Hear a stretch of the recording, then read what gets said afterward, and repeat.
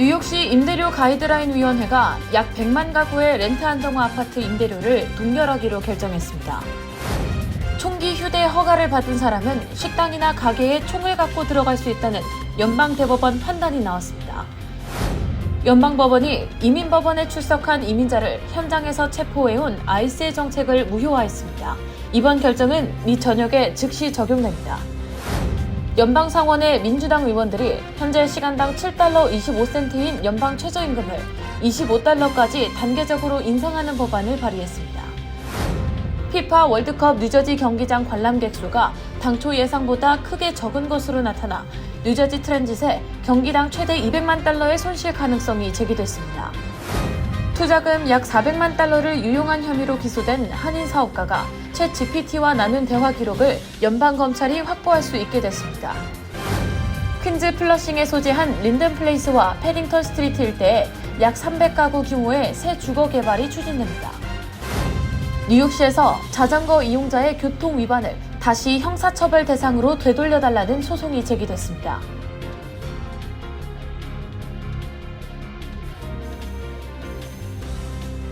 비즈니스도 이제 스마트하게 더 빠르고 더 편리해진 한미 디지털 뱅킹 한미은행 제공입니다.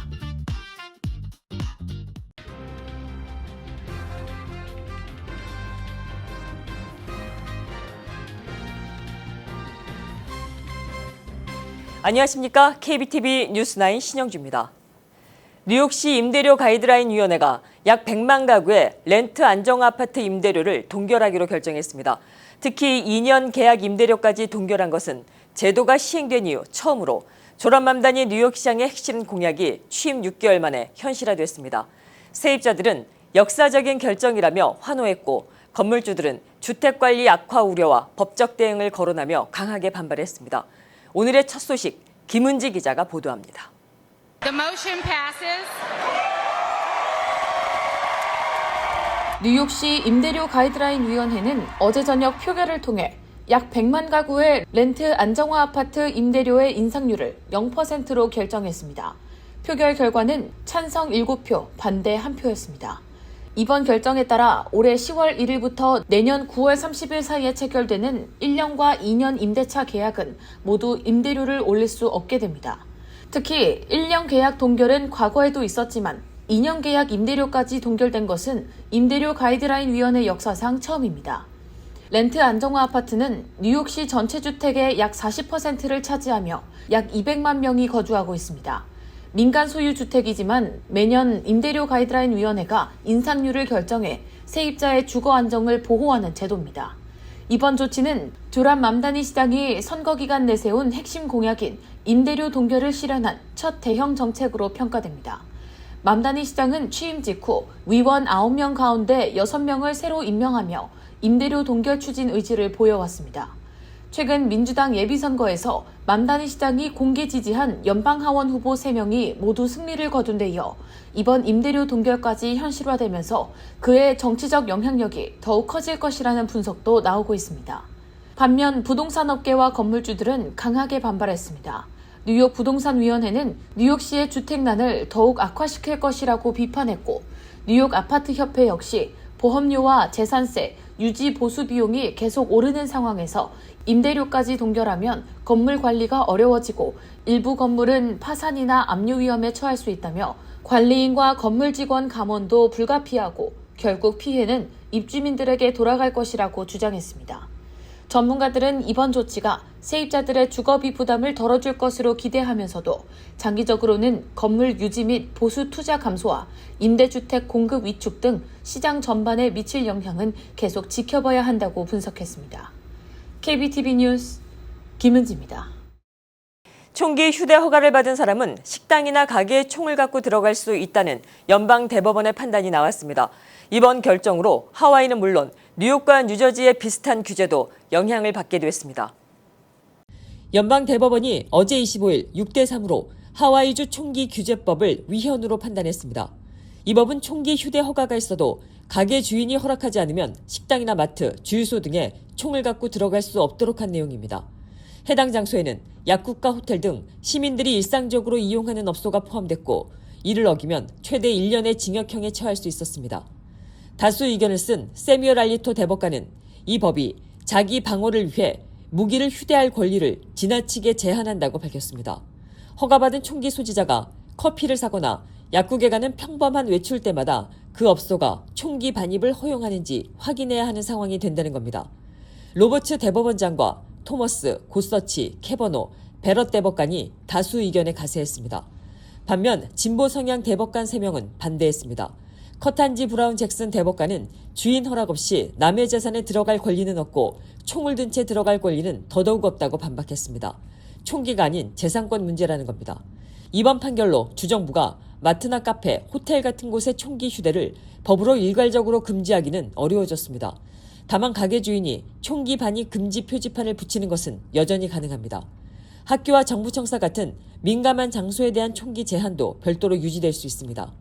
이번 판결은 대법원이 총기 권리를 잇따라 확대하는 흐름 속에서 나왔습니다.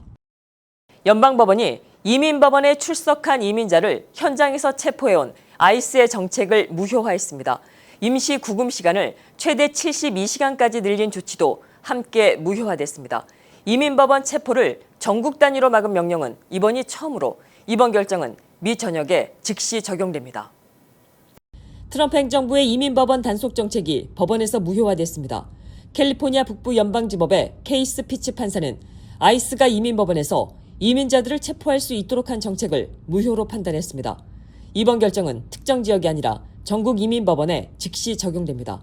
그동안 아이스는 이민법원 심리를 마치고 나오는 이민자들을 법원 복도나 출입구에서 체포해 논란을 빚었습니다. 이번 소송도 샌프란시스코 이민법원에 출석했다 심리 후 체포된 망명 신청자가 제기했습니다. 재판부는 아이스가 기존 제한을 풀면서 충분한 설명과 검토를 하지 않았다고 봤습니다. 피치 판사는 해당 정책으로 이민자들이 체포를 두려워해 법원 출석을 피하게 만들 수 있다고 지적했습니다. 법원은 임시 구금시설 체류 시간을 기존 12시간에서 최대 72시간으로 늘린 조치도 함께 무효화했습니다. 앞서 뉴욕 연방법원은 뉴욕 지역 이민법원에서의 아이스 체포를 막은 바 있습니다. 하지만 이번 결정은 그 범위를 전국 단위로 넓힌 겁니다. 연방정부는 명령 범위를 샌프란시스코 지역으로만 제한해달라고 요청했지만 받아들여지지 않았습니다. 국토안보부는 즉각 반발했습니다. 국토안보부 법률고문은 이민 판사가 추방명령을 내린 경우 신병을 확보하는 것은 당연하다며 이번 결정이 이민 단속을 약화시킨다고 비판했습니다. 반면 이민자 권익단체들은 이민법원이 단속 장소가 아니라 적법 절차를 보장하는 공간이어야 한다며 판결을 환영했습니다. 연방상원의 민주당 의원들이 현재 시간당 7달러 25센트인 연방 최저임금을 25달러까지 단계적으로 인상하는 법안을 발의했습니다. 물가 상승으로 생계 부담이 커지는 가운데 팀 노동자들에게 별도의 더 낮은 최저임금 제도를 시행하는 것 역시 폐지하는 내용이 포함됐습니다. 김은지 기자가 전해드립니다. 어제 연방상원의 민주당 의원들이 연방 최저임금을 오는 2031년부터 단계적으로 시간당 25달러까지 인상하는 내용을 담은 모두를 위한 생활임금법을 발의했습니다.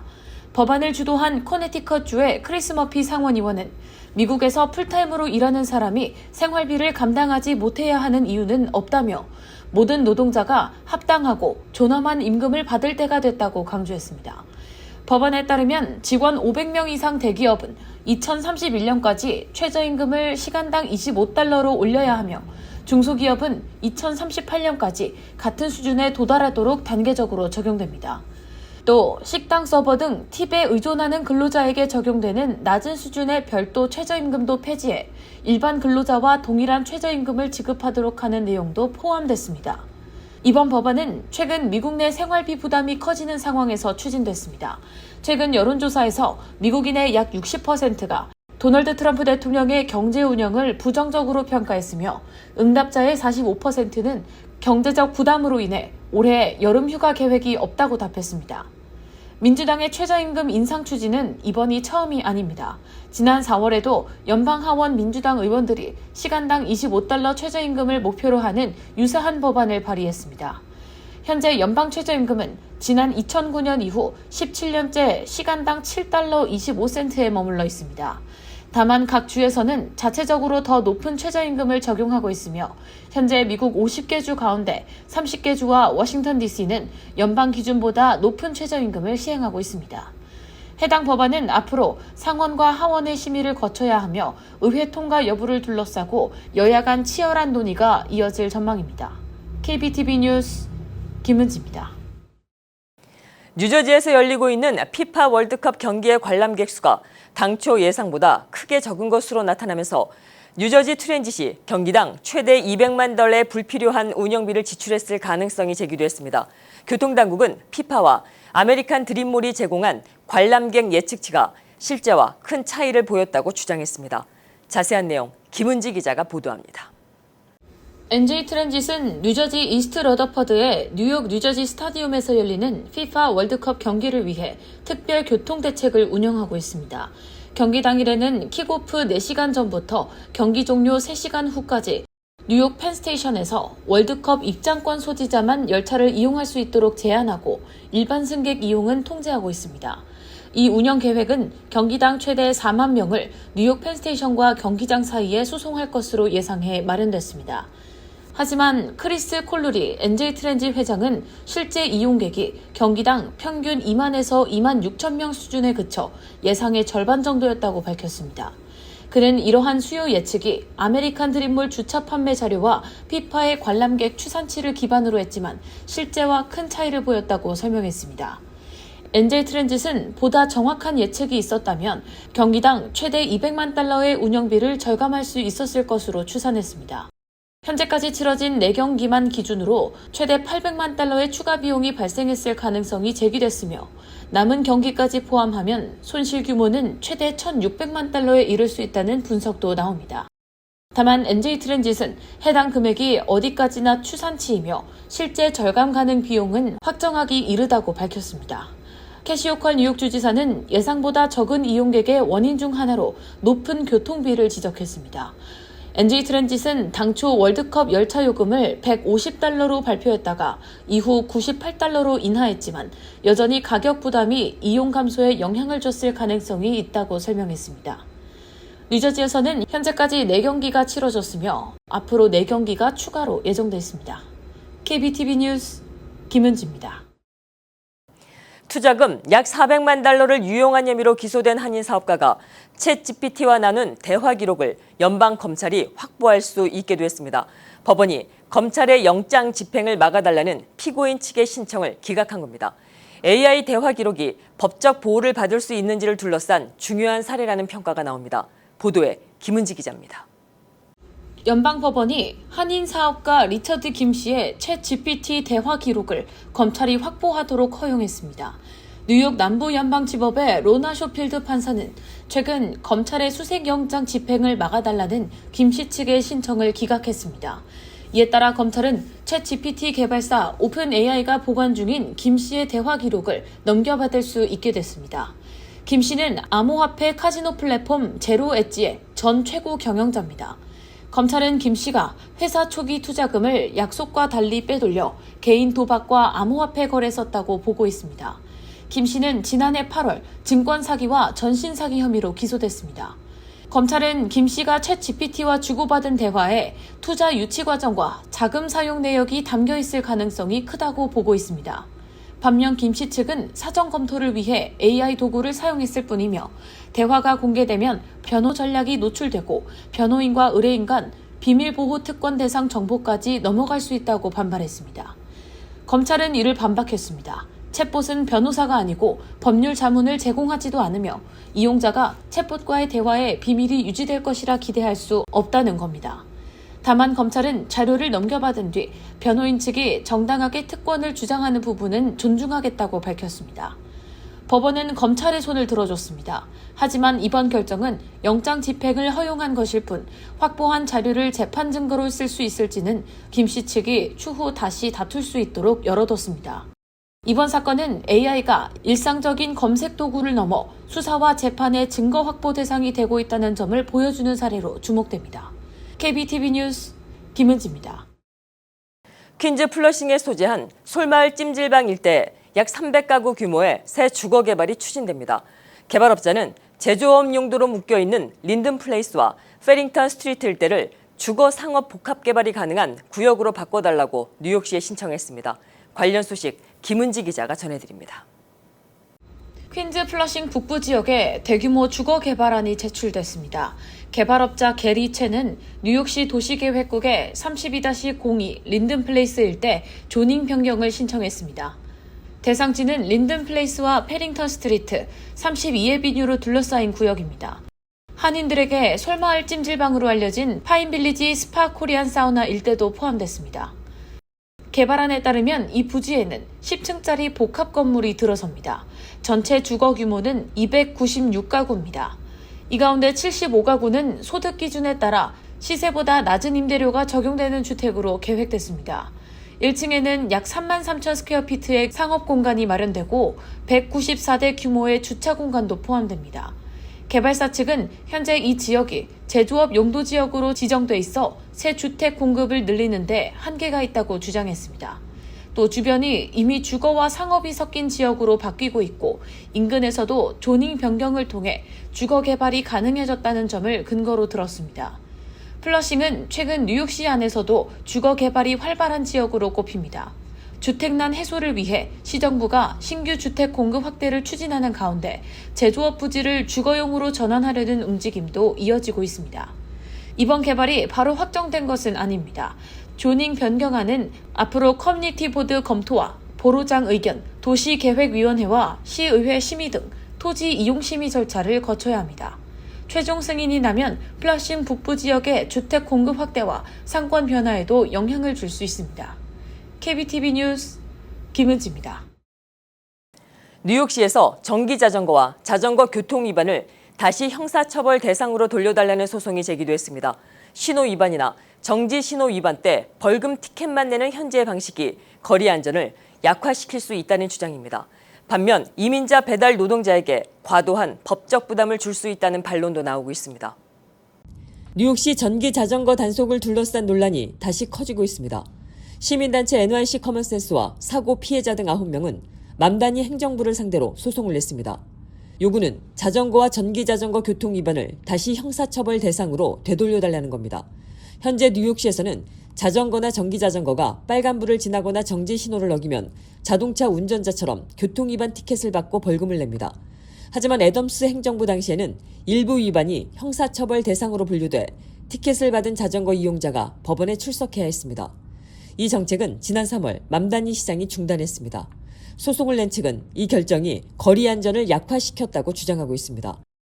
기자회견에는 센트럴파크에서 전기 자전거에 치여 다친 보행자와 자전거 도로에서 역주행 전기 자전거와 충돌한 시민 등이 참석했습니다.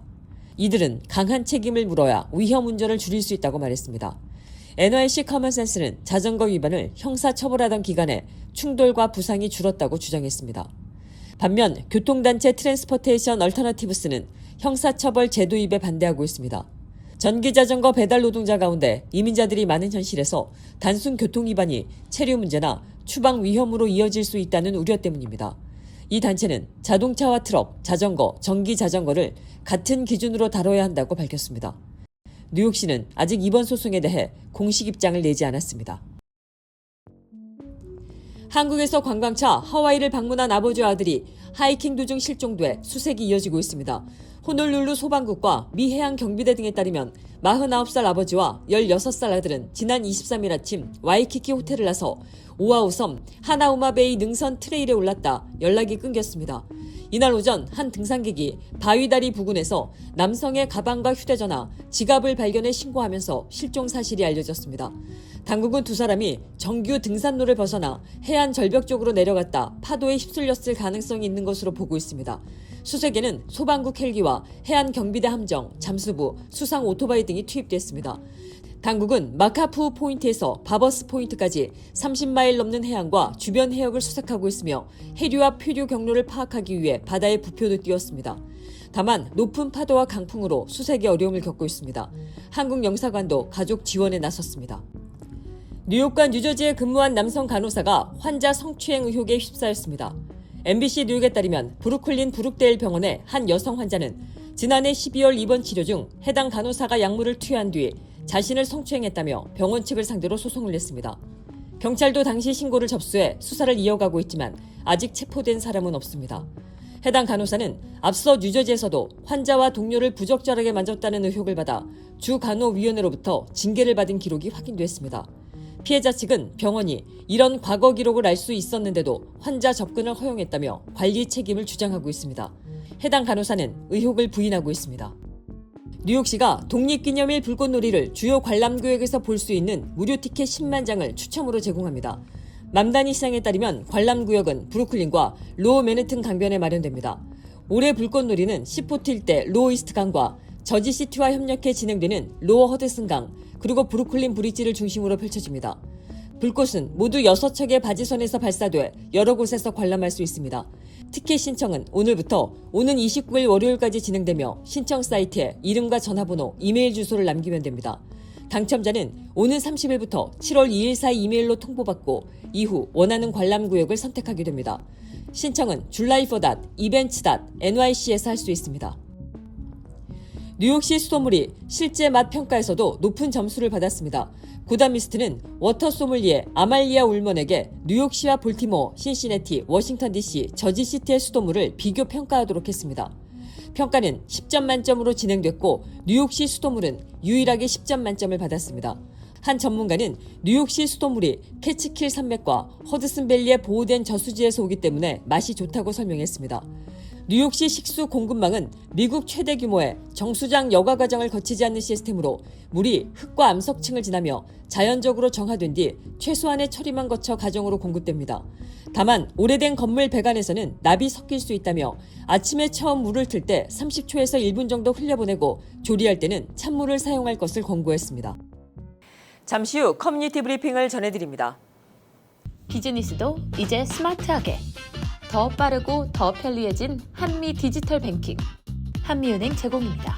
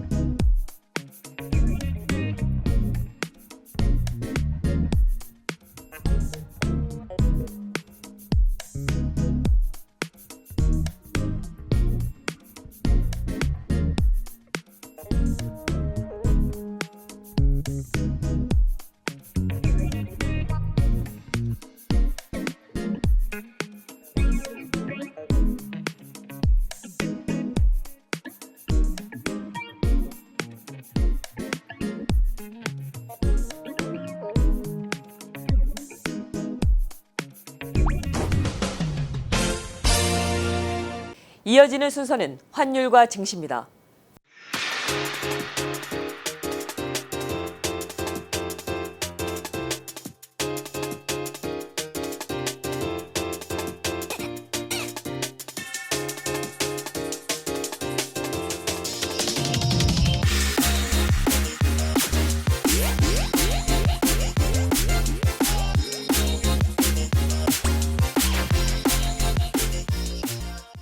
계속해서 뉴욕과 뉴저지 날씨 전해드립니다.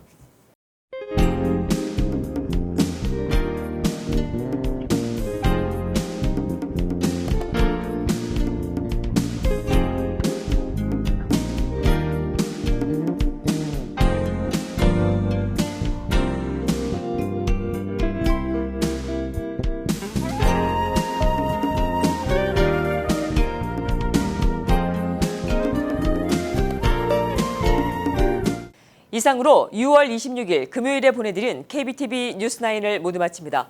벌써 2월의 마지막 주말입니다. 올해도 어느새 절반을 지나고 있습니다. 새해 세웠던 계획들 잘 지켜지고 계신지요? 남은 하반기에도 계획하신 일들 잘 이루어지시길 바랍니다.